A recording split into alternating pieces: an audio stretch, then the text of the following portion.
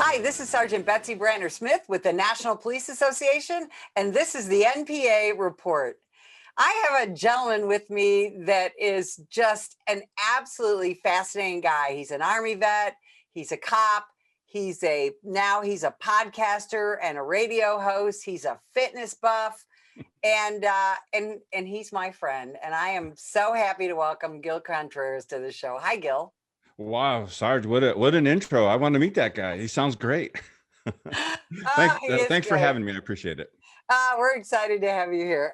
And may I just say that I am so proud to be on the show that Mike the cop was on. I mean, right? I'm a huge fan. I watched it last night and I was like, oh my God, I get to be on the same show. So I'm happy to be here. Yeah, he's almost as funny as JD Buck Savage, you know, we also had which is hard to do.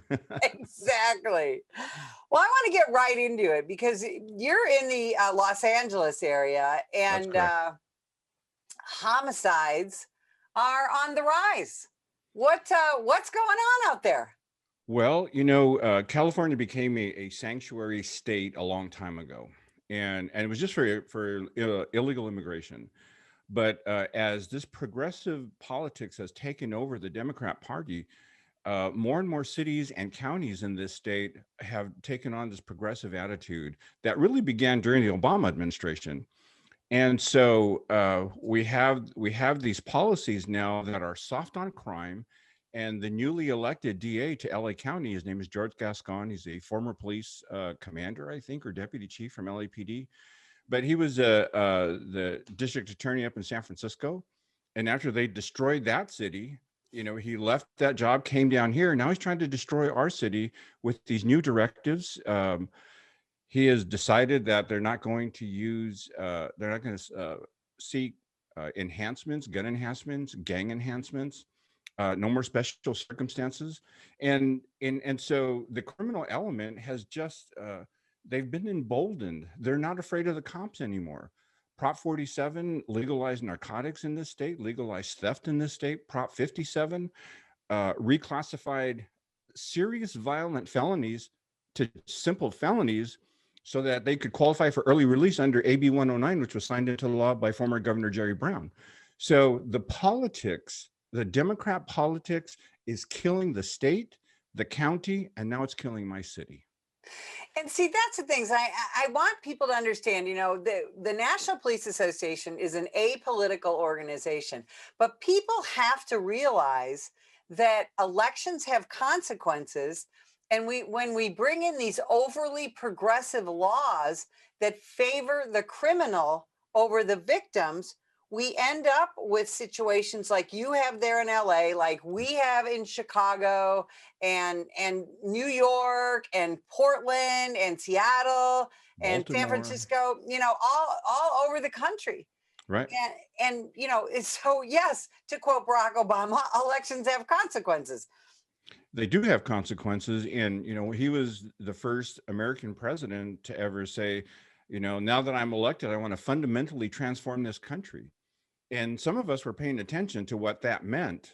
And now we see the results. And we are a country of laws. We are a country of law and order. But here's the thing, that when you talk about the Constitution or you talk about people obeying the laws, our laws are very much a gentleman's agreement, if you will. Most people in this country agree to follow the law. You know, not speed, right, not steal, not murder, but for that element that decides that the law doesn't apply to them, then they become a problem for police officers. But I want people to understand, because they say, why don't the police do something? We can arrest all these people, but if there's no one who will prosecute them, that's right, our arrests they're moot, right? Right. People believe, you know, people think mistakenly that when you arrest somebody, oh, well, it's over. The situation's over. The arrest is just the beginning, for God's sakes. You got to book evidence. You got to book a body. You got to write a story. You have to submit it to the DA. They've got to look at it, review it. You know, does it meet the law? And did it meet department policy? And then they have to present it to a judge. And then they have to present the facts. And then once you get the guy convicted and sent to prison, that's when it's over. It's not at the arrest part, it's at the incarceration part. Exactly. And you cannot put somebody in jail in our justice system without presenting that good solid case and convincing a judge or jury that this person needs to be incarcerated. And yet That's right. the attack on our justice system right now in the United States is very much on the police officer, right? The American police officer. And Right. everybody thinks this anti-cop movement started this past spring with George Floyd, but you and I both know that we've actually got to go back to 2014 and look at that, right? That's right. The Obama administration was probably the most anti-law enforcement administration I've seen in my adult life. And I'm a young 60 something. Okay. So I've been around a minute, and I've seen administrations come and go, but I never saw one like that. And I never saw one that was so openly anti-law enforcement. You have to remember that Barack Obama was a black nationalist. He sat in a racist church for 20 years that hates America, hates white people. And so that administration brought this new philosophy into the White House, and then tried to fundamentally transform the country to meet that. And that's what's happened here. And in 2008, nobody knew who the guy was, never heard of him. But by 2012, in that election cycle, I knew exactly who he was. I knew exactly what he was about. And I tried to warn people. I tried to talk, it had nothing to do with race. It had to do with policy. And, this experiment called the United States of America was all predicated on voluntary compliance with the law. One of the reasons that I started doing ride along radio with a friend of mine in 2016 or 2017, we started doing it because the media gets everything wrong for the most part. And I was just reading this today. It's from the LA Times, and it was talking about George Floyd. And this is how they characterize it. Floyd, a black man, was killed by Minneapolis police last May after one officer knelt on his neck for 8 minutes as he repeatedly said, quote, "I can't breathe," close quote. That is a mischaracterization of what occurred. But when people read that, and it came from the LA Times, they go, "Oh my God, that guy should go to jail. That's murder." And if you look at the NPA report, if you look at his department policy, while that knee on George Floyd's neck was a poor choice for that long, I don't know why he did it that long, quite frankly, and I think he should be disciplined for that. But George Floyd was a career criminal. He was a drug addict. He was committing a crime. He was under the influence of meth and fentanyl. He was beginning to experience excited delirium when he had contact with the police. So I don't know why Officer Chauvin chose to hold him down in that position for that long, because I never would have done that. However, the NPA report and department policy say, hey, it was okay for him to do that. And the NPA report says that didn't kill him. Yeah, it's going to be very interesting when this case goes to trial, as far as how people are going to react when they presumably learn the truth. And That's right. that's the thing. And again, of course, that video was abhorrent, but it's probably not murder. Right. And just like we saw in Baltimore, I think, like we're going to see in Atlanta, Mm-hmm. police That's right. officers are getting fired and immediately fired, charged, and they're getting overcharged and with crimes that they did not commit. And a lot of it's because people do not understand the justice system. Well, they don't understand the justice system, but they have never been to a police academy. They have never worn a police uniform. They have never pushed a black and white around a city or a county or a state. They've never had to enforce the law. And because they've never done those things, they have no idea what it's like. All this call for retraining of the cops in 2021 are the best trained, best equipped police officers we've ever seen. My academy was probably 4.5 months long, a year on probation, and now I'm out there doing my thing. These guys, I think it's like 6 months now, and all this de-escalation training, and only people who have never had to try to de-escalate someone who doesn't want to go to jail, they're the ones saying, "Oh yeah, he should have done something else. He should have tried de-escalation tactics." Okay, I you know what I tell my friends, because I have some activist friends, I have some leftist, kind of leaning friends, and when they start to tell me about the cops and how bad they are and what a bad job they do, I just say, here, Go to your local city, find a reserve program, become a reserve police officer, go to the academy, graduate, get out there with a training officer, then get out there and try enforcing the law, and then come back in a year and a half or 2 years, and now tell me about police work. And and I Exactly. and I just want to add this. I'm sorry, but I'm on a roll here. You got Love me it. going. I think it's organizations like yours are more needed now than ever, because you were one of the first ones I ever saw doing media, setting the record straight on the Breonna Taylor Breonna case. Taylor. Yes. And that was mischaracterized, just like this was mischaracterized. What I just read to you from the LA Times about George Floyd. We need organizations like yours to start speaking out. And I love the fact that you're doing media now. I see you on Fox News and everywhere else. And that's exactly what law enforcement needs, because someone has to fight these narratives that are not only false, but have been debunked years ago.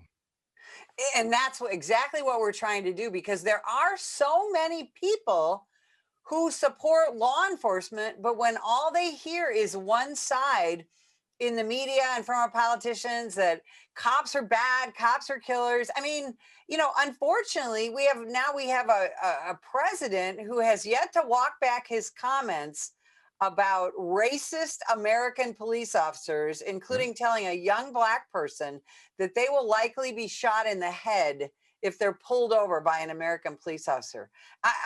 We keep asking for those comments to be walked back. I keep asking for that, and it doesn't happen.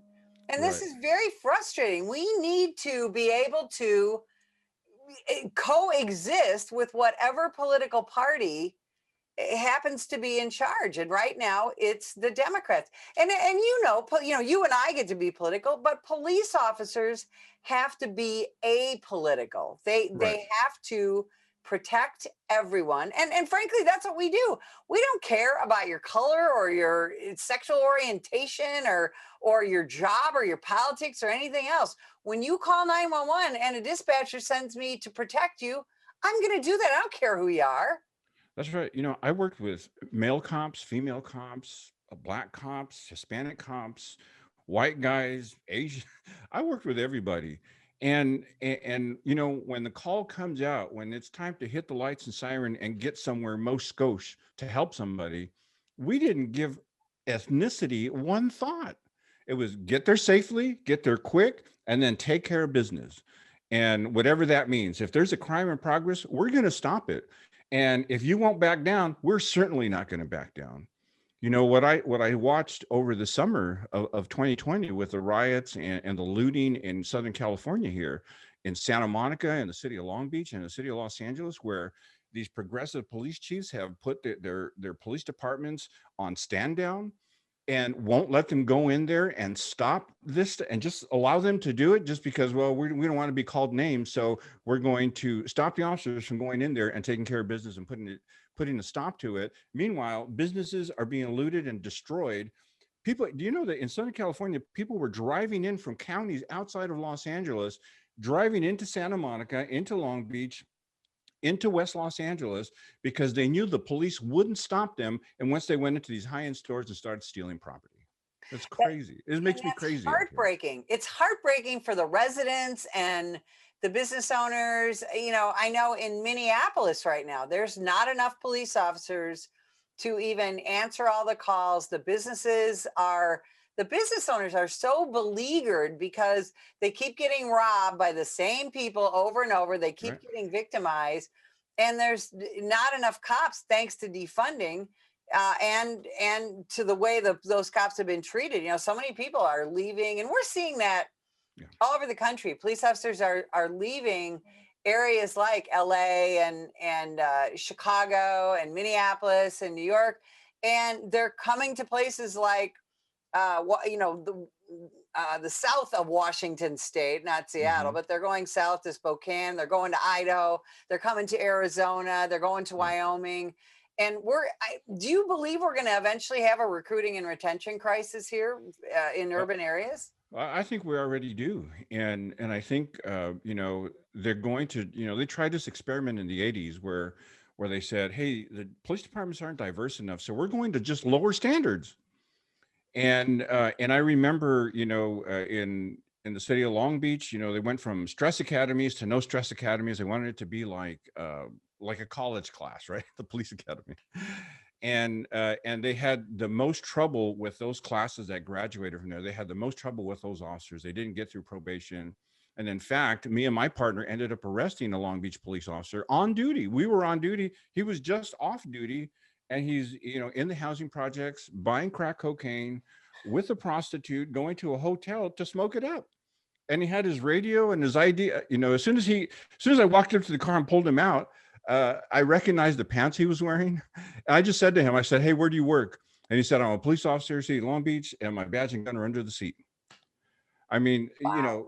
we've already have a recruiting problem.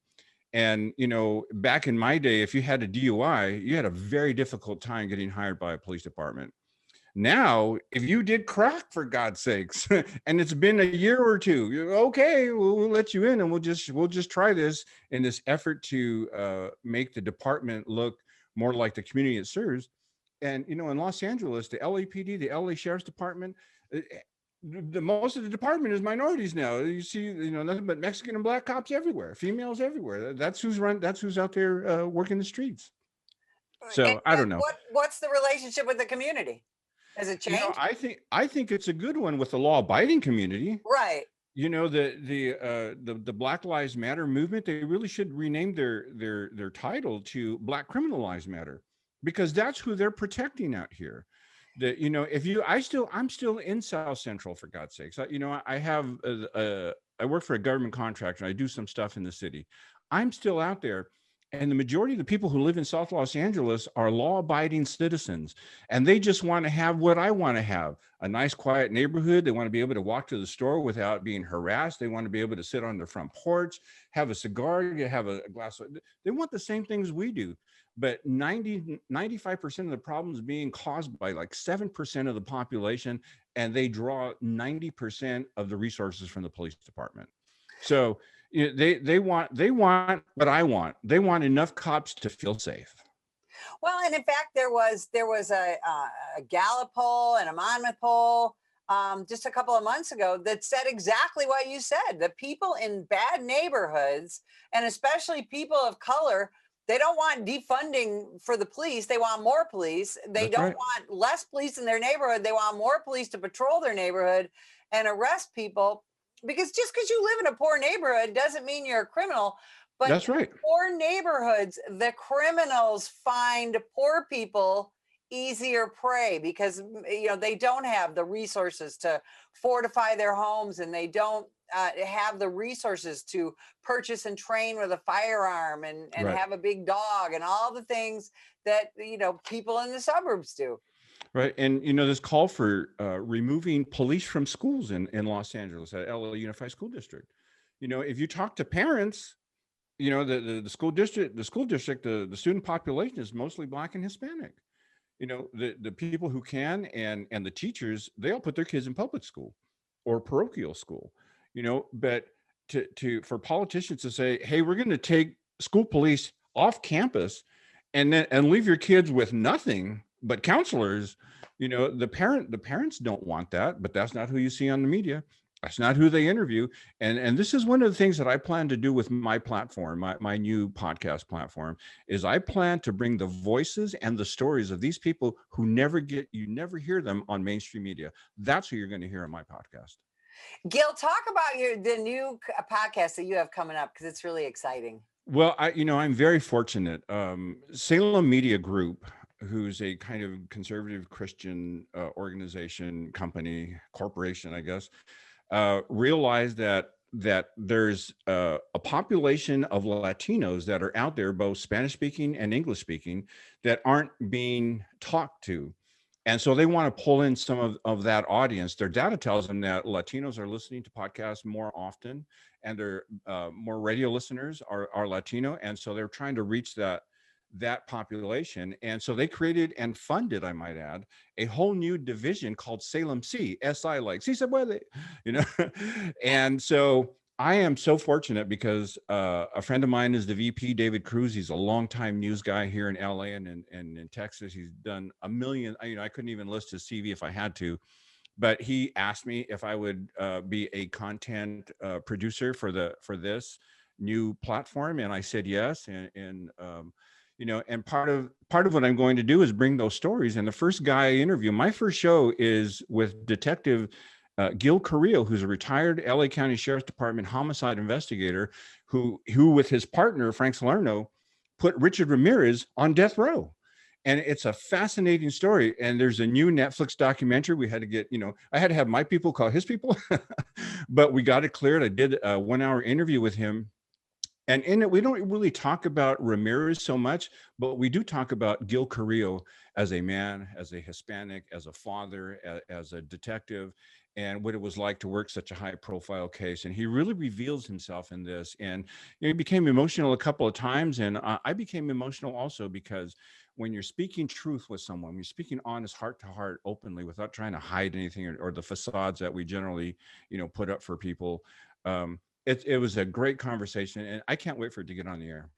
Well, and the great thing about that is you're showing, not just a cop, but a homicide investigator as a real human. Yeah. And that is, and that's something that I think is so lacking today. Right. Is people think, cops are just these machines. And no, like you said, we're parents, we're people, and those, especially a high profile case, but any case, just Yeah. really it affects us. We talk It so does. much about police officer mental health. I want to thank you for spending time with us today. And if you would like more information about the National Police Association, visit us at nationalpolice.org.